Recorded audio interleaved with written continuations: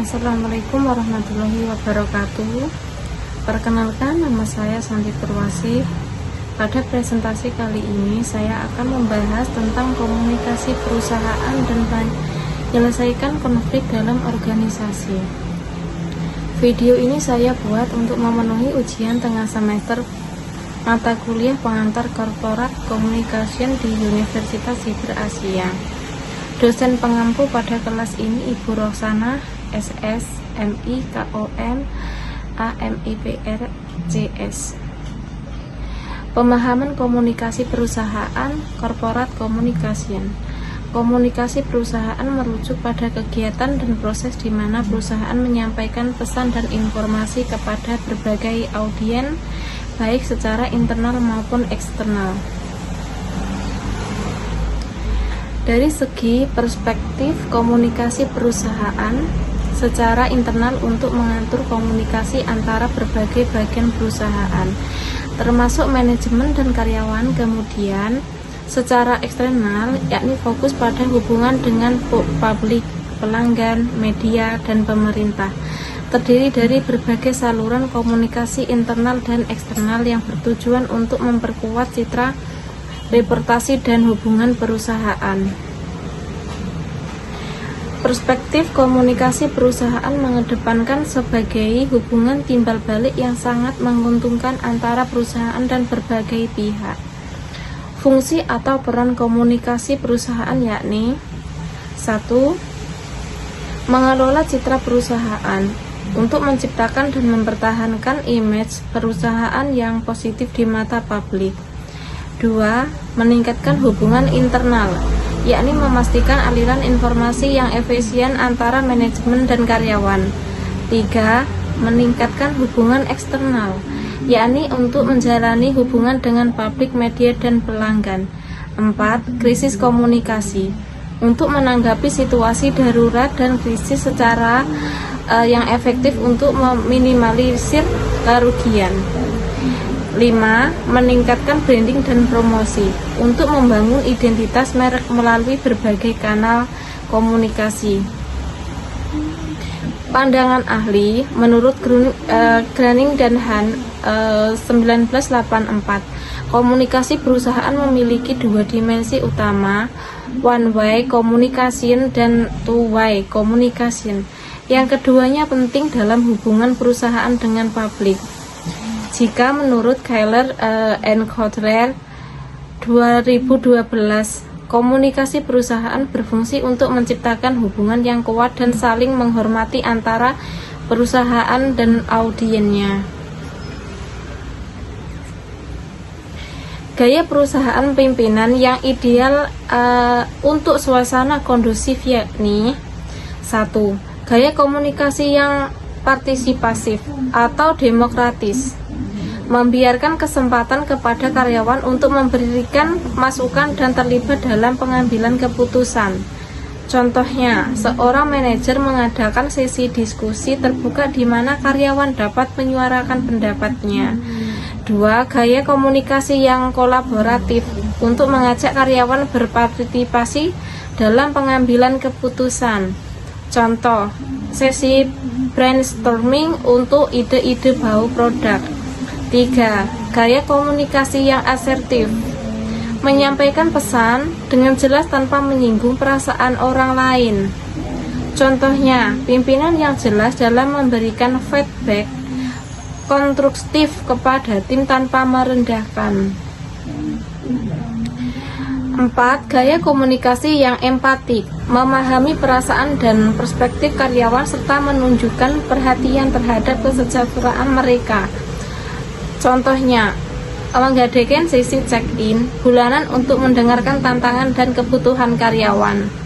Gaya pimpinan yang tidak ideal yakni 1. Pimpinan yang memiliki sifat otoriter, hanya memerintah tanpa mendengarkan masukan. 2. Dan pimpinan yang pasif, tidak memberikan arahan jelas atau respon yang memadai. Urgensi dan tahapan membangun relasi dengan customer dan konsumen. Urgensi dengan customer, loyalitas dan kepuasan pelanggan untuk meningkatkan hubungan jangka panjang melalui komunikasi yang baik. Contohnya, membangun program layanan pelanggan yang responsif, urgensi dengan pemerintah. Kepatuhan hukum untuk memastikan perusahaan beroperasi sesuai dengan regulasi yang berlaku.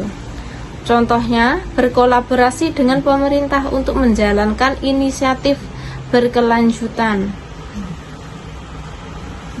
Tahapan relasi dengan customer. 1. Pendekatan proaktif, menyediakan produk yang berkualitas dan berlayanan pelanggan yang responsif. 2. Pemeliharaan relasi, menggunakan komunikasi pemasaran yang efektif dan personalisasi. 3.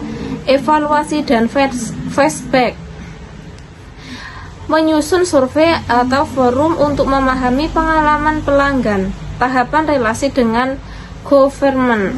1. Identifikasi stakeholder untuk menentukan siapa yang terlibat, customer, pemerintah, dan media. 2. Pendekatan komunikasi yang tepat, yaitu untuk menggunakan komunikasi yang sesuai dengan karakteristik audiens. 3. Penguatan hubungan, untuk menjalin komunikasi rutin dan membangun kepercayaan. 4. Evaluasi dan penyesuaian, untuk menilai hasil komunikasi dan melakukan penyesuaian strategi. Membandingkan identitas, citra, dan reputasi perusahaan. Identitas perusahaan, yakni cara perusahaan mendefinisikan dirinya sendiri, termasuk nilai-nilai, misi, dan visi. Contohnya, logo perusahaan, tagline, dan budaya perusahaan. Citra perusahaan, yakni gambaran atau persepsi publik tentang perusahaan berdasarkan interaksi dan pengalaman mereka. Contohnya, citra perusahaan Apple sebagai inovatif dan ramah pengguna. Reputasi perusahaan sebagai penilaian jangka panjang terhadap perusahaan berdasarkan kinerja dan tindakannya. Contohnya, reputasi perusahaan Toyota dalam hal kualitas dan keamanan kendaraan. Jadi inti dari ketiga tersebut ialah perbedaan di isi. Identitas, apa yang perusahaan katakan tentang dirinya. Citra, apa yang orang lain pikirkan tentang perusahaan.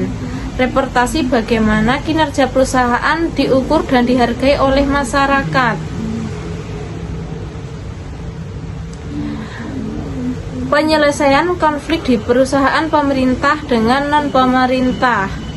Perbedaan konflik dari perusahaan pemerintah maupun non-pemerintah ialah: perusahaan pemerintah lebih cenderung formal dan birokratis dalam proses penyelesaian konflik karena berkaitan dengan regulasi dan prosedur negara.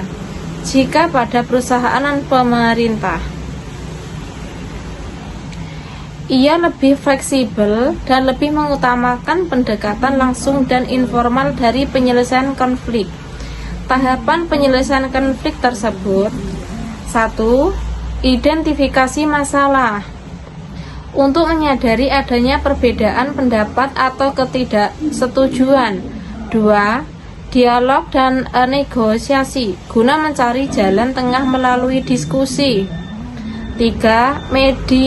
Mediation dalam kurung jika diperlukan, memanggil pihak ketiga untuk membantu menyelesaikan masalah.